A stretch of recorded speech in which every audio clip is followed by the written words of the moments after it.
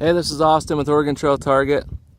Today we're out here shooting a Ruger 1022 Takedown with a 16-inch threaded barrel, a GPM needle point suppressor on the end of it, and we're using CCI standard velocity ammunition. Got a box set up at 25 yards. We're going to shoot 2 5-shot groups with iron sights, see where we're at, what kind of groups we get.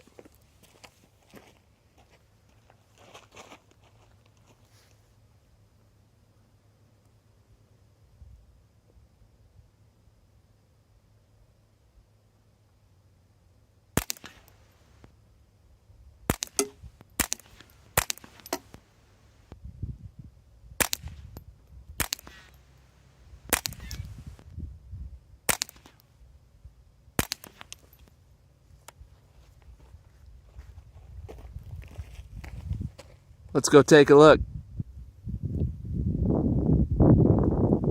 I'd say she's a shooter. I miscounted on my first group there, I only shot 4. Second one I got 5 right in the middle. It's a beautiful rifle. This is Austin with Oregon Trail Target. Hit the like button. Leave a comment down below and subscribe for more shooting content. Thanks for watching.